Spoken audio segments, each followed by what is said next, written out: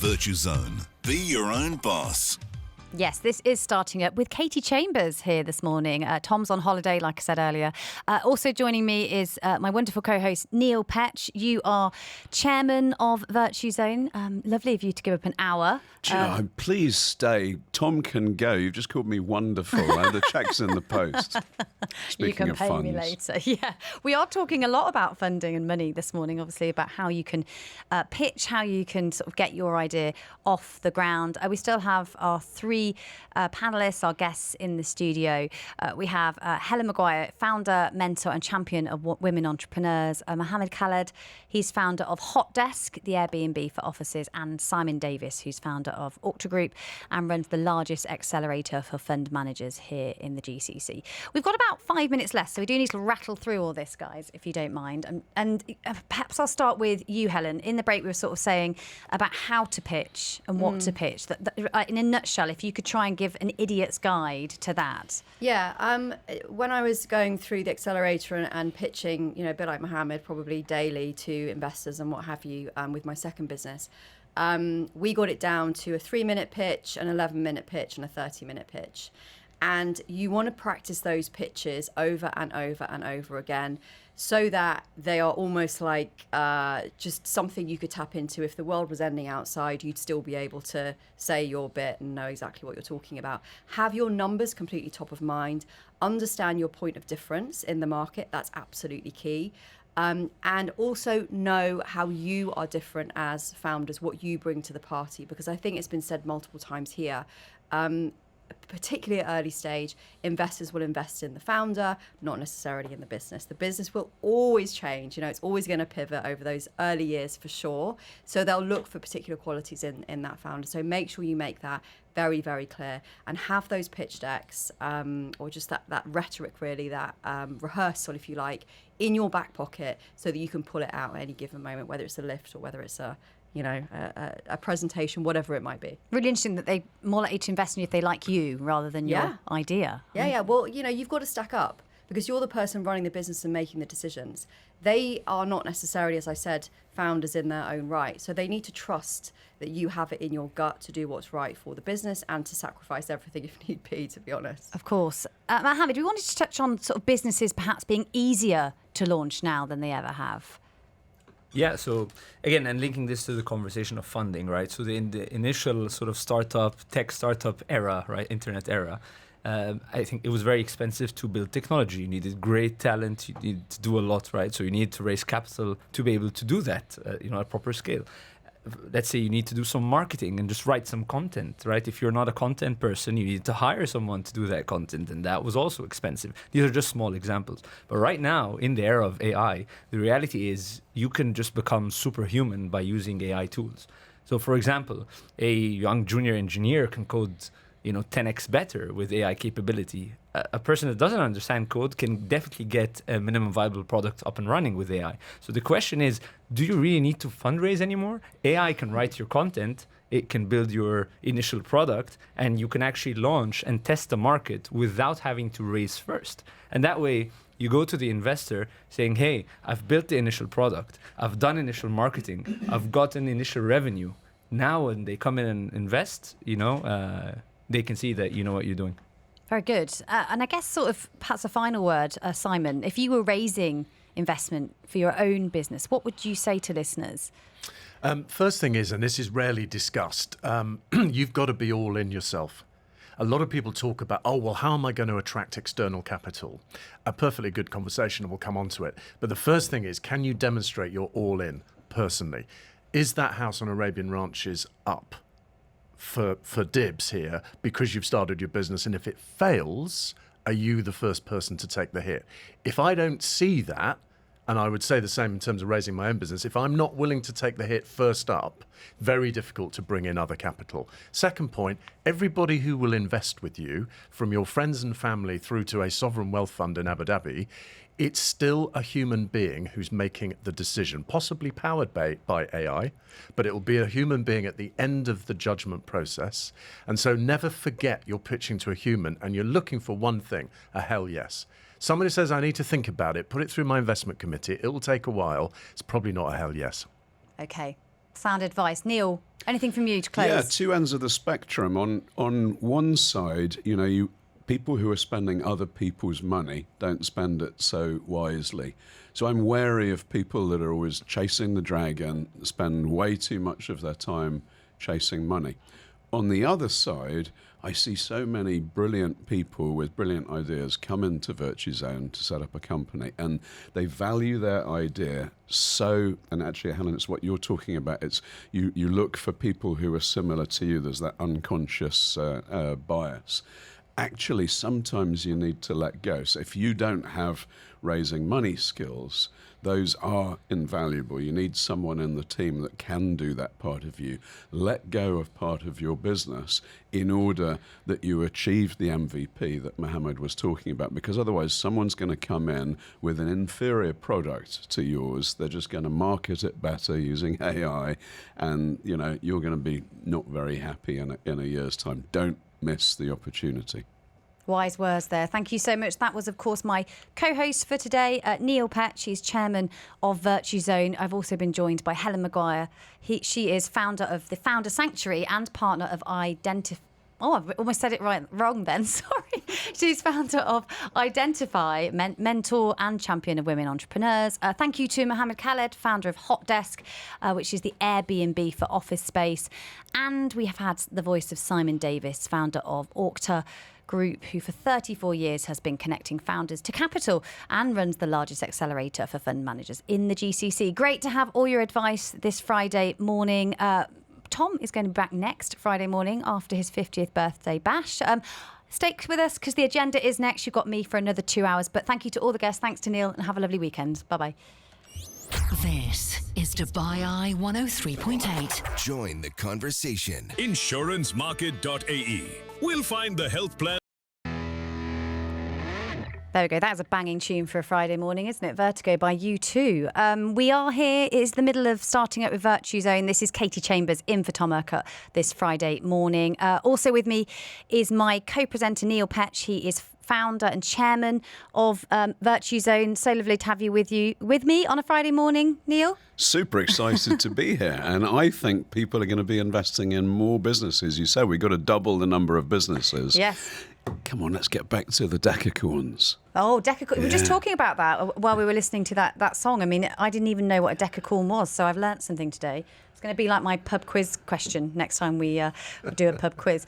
We're going to be talking about if you've identified an investor for your idea, how do you actually pitch your business idea successfully? Still with us are our guests, Helen McGuire.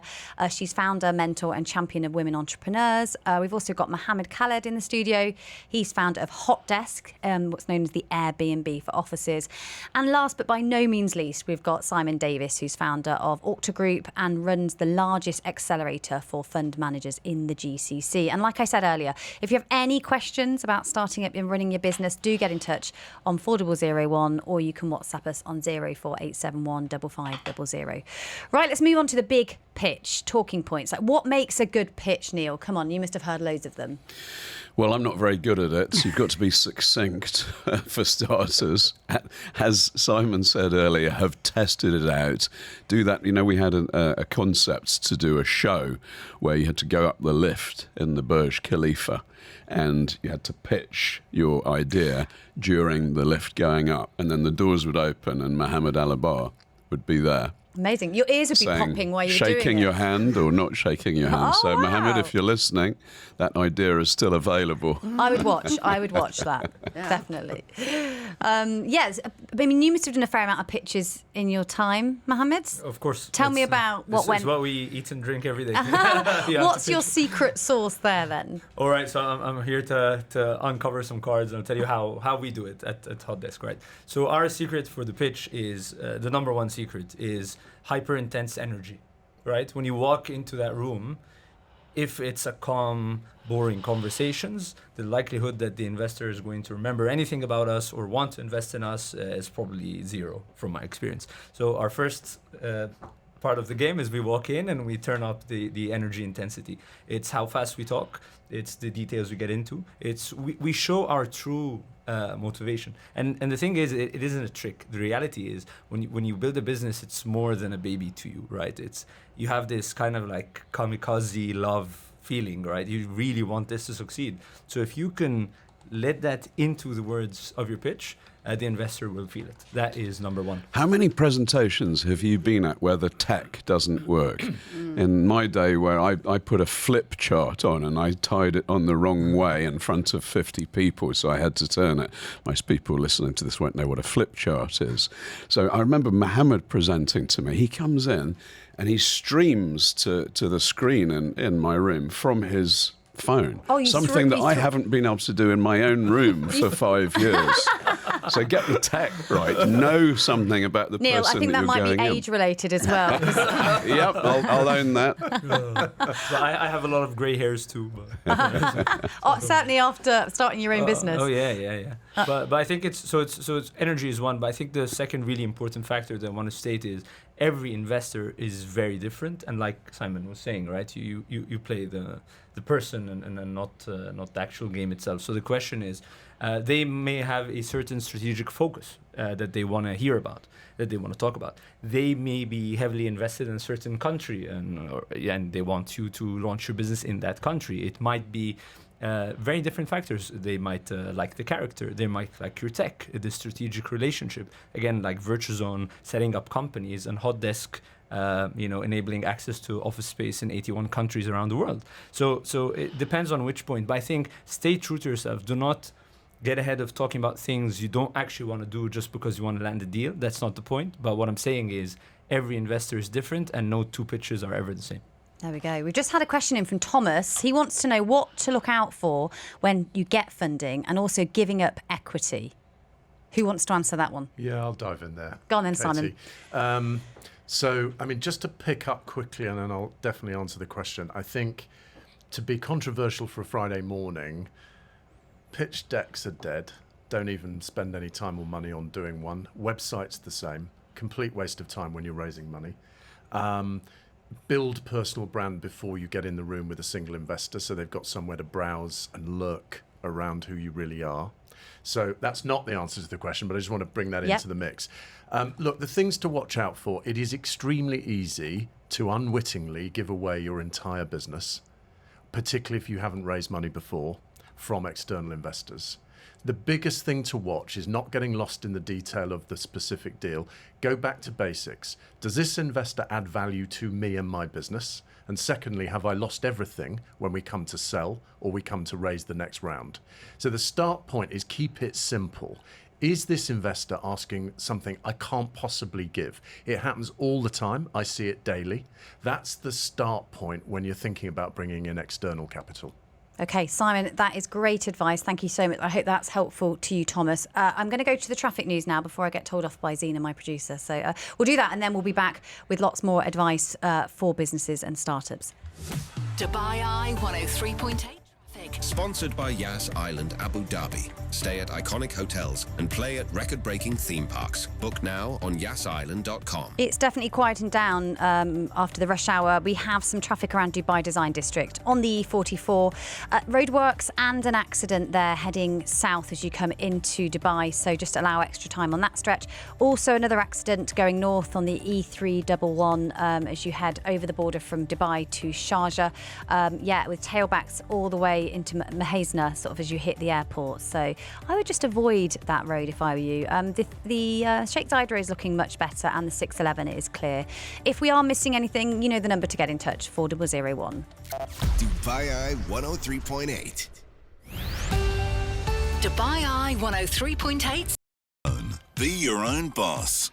Yes, welcome back to Virtuzone. This is Katie Chambers. I'm in for Tom today as he's on a little bit of a holiday for his big birthday. But I'm not alone. I've got loads of guests with me to keep me company in the studio. Obviously, I have my guest and co-presenter here, Neil Petch. He is the founder of Virtuzone. We've also got Helen McGuire. She's founder and mentor and champion of women entrepreneurs.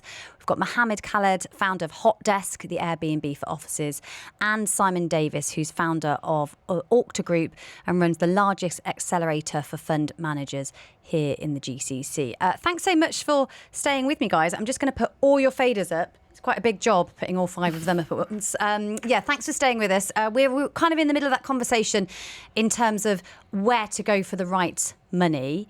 Neil, I don't know if you want to ask a question about that, or when you started, you said that you went red. So we've for got a start? couple of founders, and we've got a man who's very good at getting the right money to the right people. So we're in the right place, I suppose.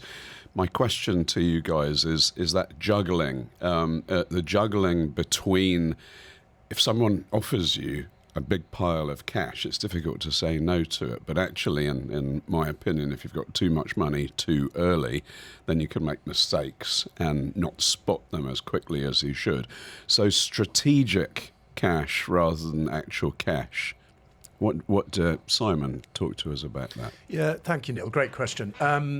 I would start actually by saying, before the cash conversation goes on, go and find your most glass half empty friend that you know in your family or your friendship circle, and go for a hike, get into the desert, go for a hike for 3 hours and go and talk about your idea. And if that person at the end of 3 hours is staring at you through narrowed eyes thinking this guy is crazy, but in a bad way, that's very important feedback.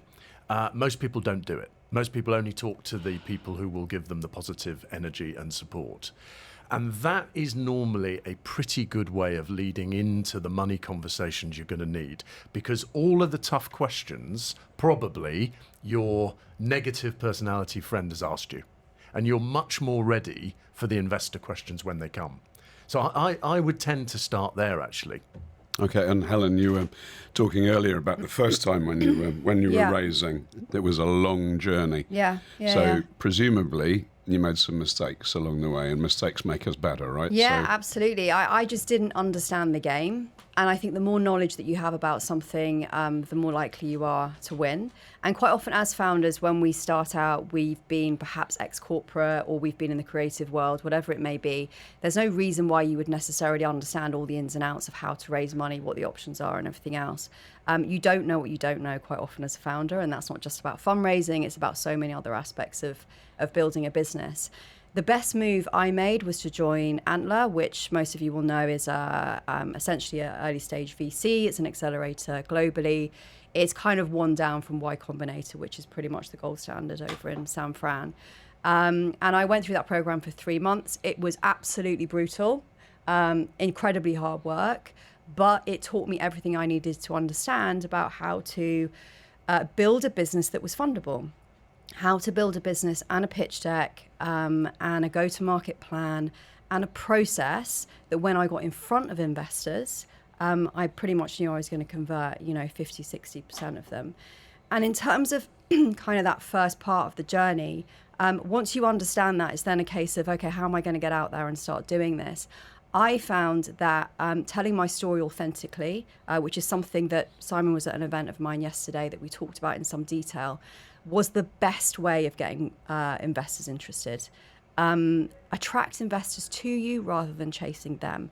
Tell your story on platforms like LinkedIn, like Instagram. Talk about what your intentions are and what you're trying to build. And, 60% of our investors we never met in person, still haven't. And they came through platforms like LinkedIn. So there is a way of doing it, and there are efficiencies and an effective way of planning your journey. But you will go around in circles if you don't make the moves to understand that well. So that would be my key advice. Thank you. And Mohamed, you've done a lot right. If you're a good boy, we'll let you talk about that later. But firstly, if you had a time machine, I'm sure we're going to create one in the UAE soon. We've got the drones coming. What would you go back and do differently? So a couple of things, right? I think laser focus is super important. Again, starting a business a couple of years ago is very different from doing it now. So again, if I do go back in time with the knowledge I'd had, I'd just probably repeat the same thing again and again. But if I could go back in time and actually change things, I would look at what is the fastest path to scaling revenue, and everything else is noise. Because that then leads the attraction of investors coming to you, etc. That is the, again, hands down, in most cases, the most important metric of the business. And you could definitely get that down into a very narrow path. Don't focus on overhiring. Don't focus on building an entire corporate structure. That is not what you need, right? You need to be sort of just very focused, focus on the hard line, get the revenue in, start scaling, and then everything else will come. So you're saying, obviously, not to just raise the money, but how do you use it once you have raised it? 100%. 100%. Okay, really interesting. Helen, what have you seen in your work with women-led startups? Just kind of want to touch on the sort of female side of things for a moment. Yeah, I mean, look, the institutional investor landscape is still 90% men, you know, and in our second startup, Diversely, it was a solution for bias in the workplace, essentially, an AI tech-driven business. And we actually targeted VCs for that reason, because the issue lies really at the top of the chain. If you've got kind of mostly men, let's say, from a certain perspective and a certain background making the decisions, they're more likely to favour people who are a bit more like them. That's not their fault, it's just an unconscious bias that everybody has. And so it makes it much more difficult for female-founded businesses to get through the door sometimes, and definitely to be believed in. Women tend to have a different way of building businesses. It's often more efficient. It is, if you look at the statistics, inevitably more profitable. They have better ROI. They have less risk involved in building their businesses.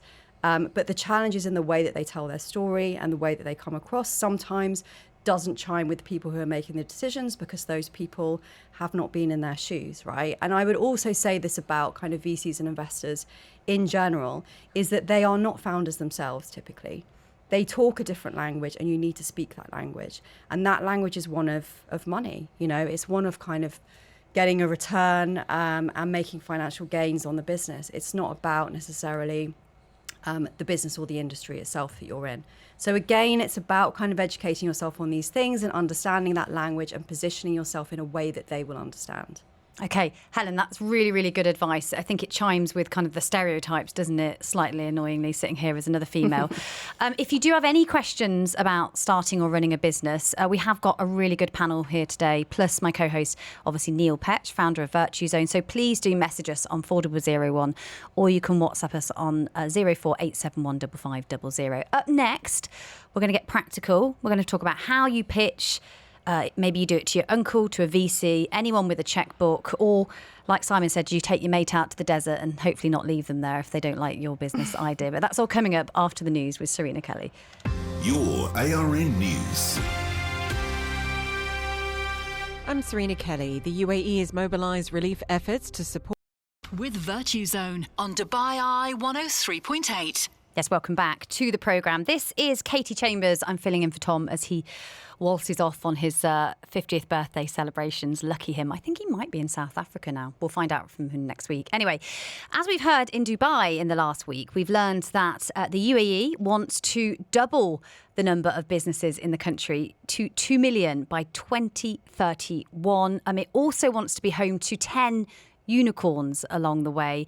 And all those new companies will obviously need one thing, and that is funding. And that's exactly what we're talking about on Starting Up today. So if you've got a brilliant business idea and you know it's going to be successful one day, you can feel it in your bones, how do you actually raise the capital? What are the key different ways to fund your business? Neil, I'm going to point the first question to you of the hour, if you don't mind.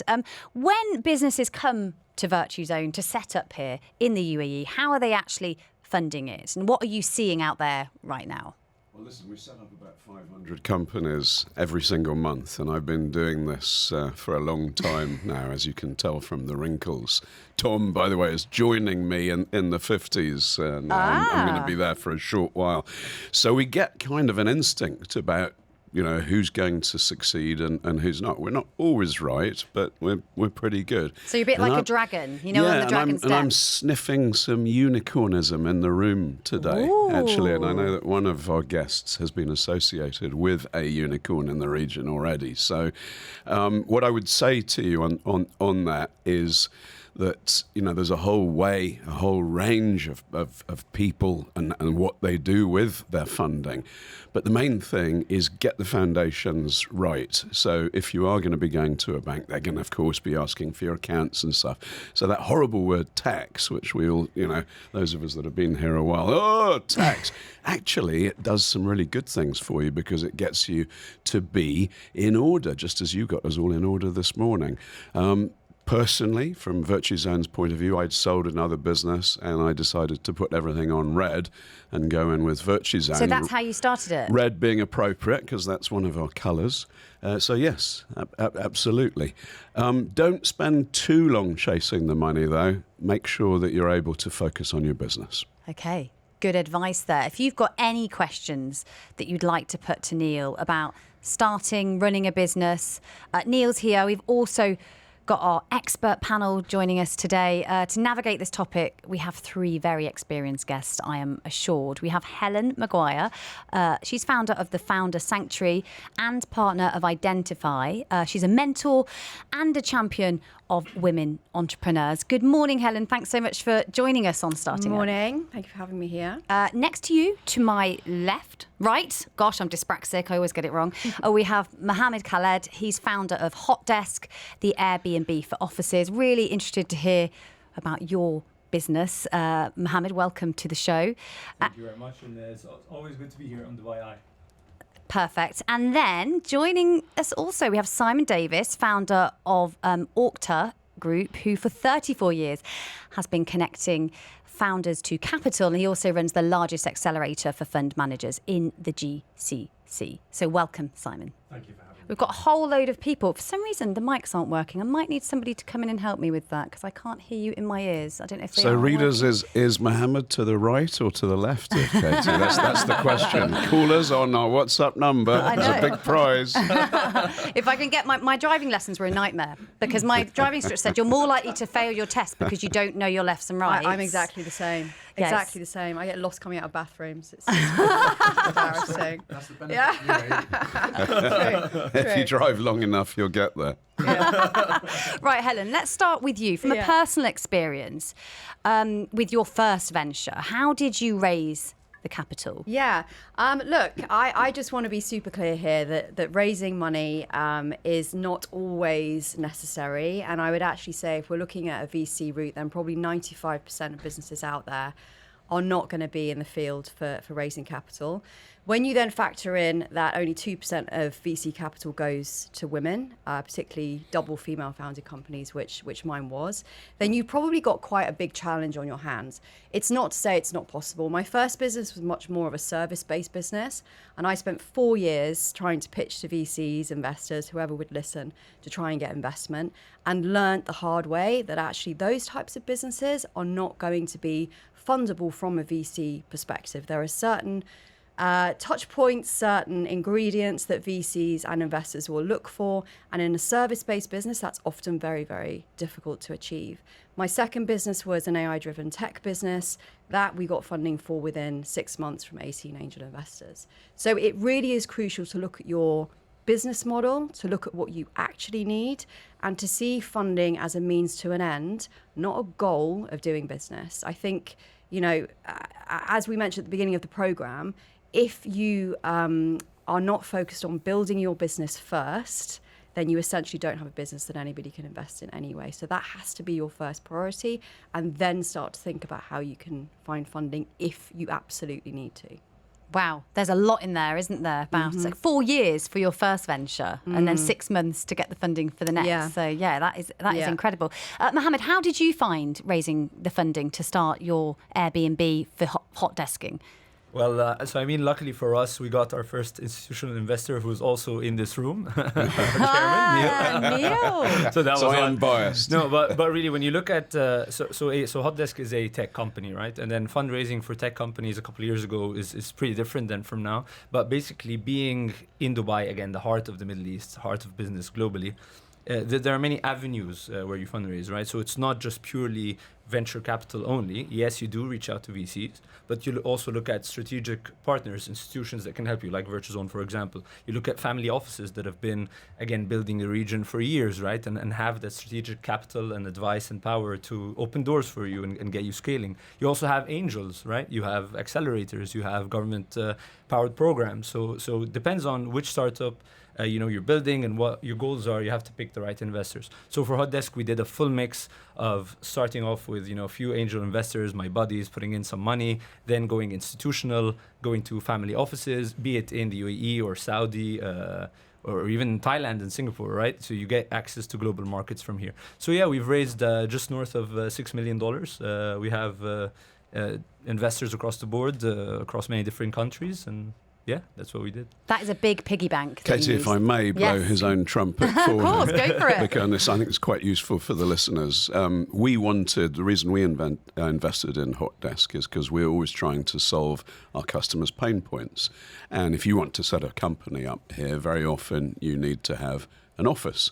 And having an office in the olden days was pretty damn expensive for someone who maybe only had 2 employees and didn't have a whole lot of money.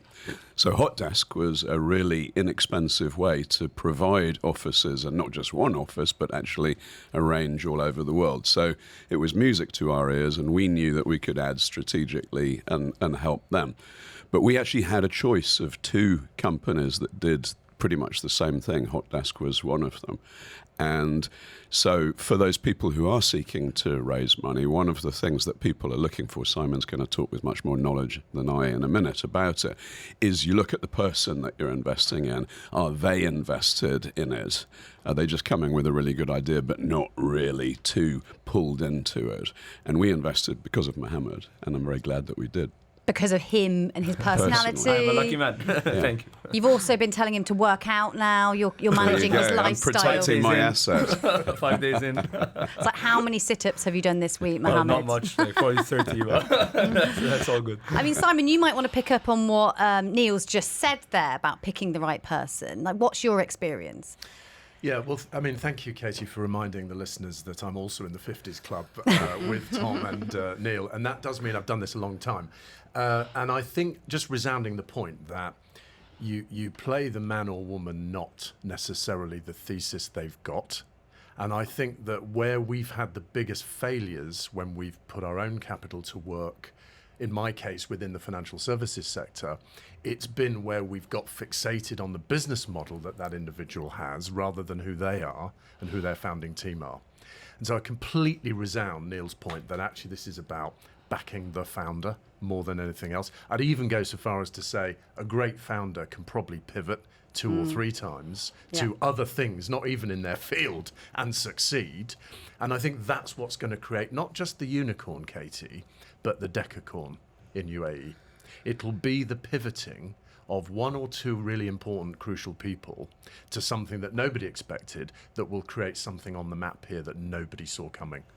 For my part, a slightly unusual way to found my business. So for 30 odd years, I put a few dirham away all the time because I knew that my business model previously was not scalable. When you say a few dirham, are you talking like 5 or a bit more? Seriously, I had this thing about how do I scale a business that's not very scalable?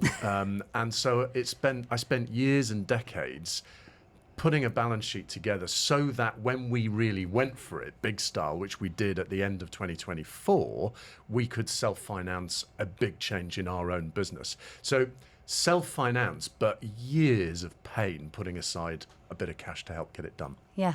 But, you save the pennies, as we say in the UK, and they turn into pounds, don't they? Yeah, so, exactly. And partly because what we do, a lot of people don't necessarily understand it that well. So it was easier for us to sort of use our own balance sheet, really, to get it moving. But that's how we did it, Katie. Okay, Simon, thank you. Thank you for all of the panellists and Neil so far. Coming up, we are going to be discussing what are the first things to consider before you even start raising money, and also the importance of picking the right kind of money and not just what's being offered. That's coming up on Starting Up next.